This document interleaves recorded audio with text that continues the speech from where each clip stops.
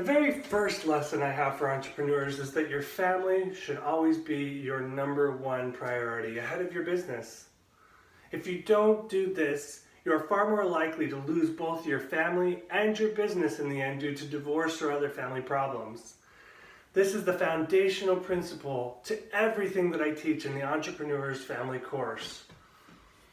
Making your family your number one priority is a lot easier said than done though.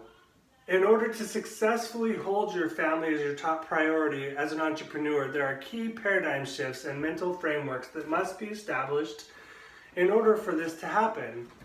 But you first need to make the commitment to always prioritize your family first. Oftentimes, the way an entrepreneur processes life is so firmly established that it becomes extremely difficult to change, especially later in life when patterns of behavior are really established, success is had, and egos are firmly set. Let's face it, as entrepreneurs, we are unique. The way we process the world is unique, and that is what makes us successful. Just know that our greatest strengths that make us entrepreneurs are also our greatest weaknesses in marriage and family dynamics. These dynamics are what contribute to the 25% higher divorce rate among entrepreneurial families that I previously mentioned in other videos. There's still a lot to cover, but if you're having trouble making the commitment to put your family first, think about it this way.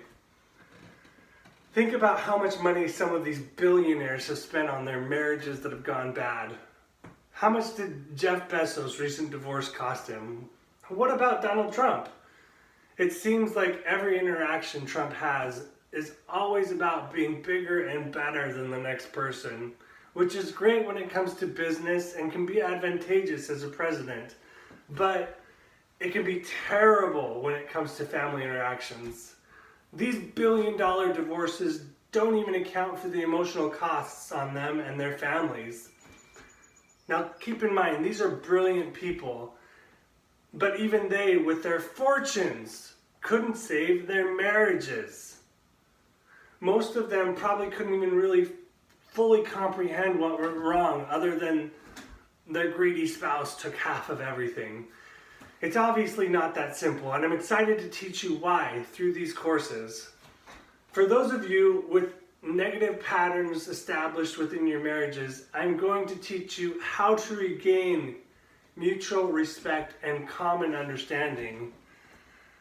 Many of us, especially as established entrepreneurs, fall into what I call the entrepreneur's priority delusion trap, where you think that you're placing your family first when in reality you're placing your business first. It gets confusing. Let's face it, as business owners, the distinction between home and business life becomes blurred.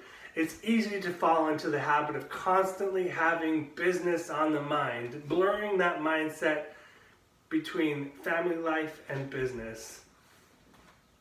Paradigms and frameworks that help you successfully operate your business will also work with your family, but the focus is all wrong, inevitably leading down the entrepreneur family decline, which I'll cover in a separate lecture. The biggest part of this delusion is the fact that we tend to convince ourselves that we are placing our family first by placing our business first. Because our business is what takes care of our family's physical needs. Let me be clear, it's a trap. Business is business and family is family. There's a lot more to family than money, and if you can't fully understand that main point, then you definitely need this course.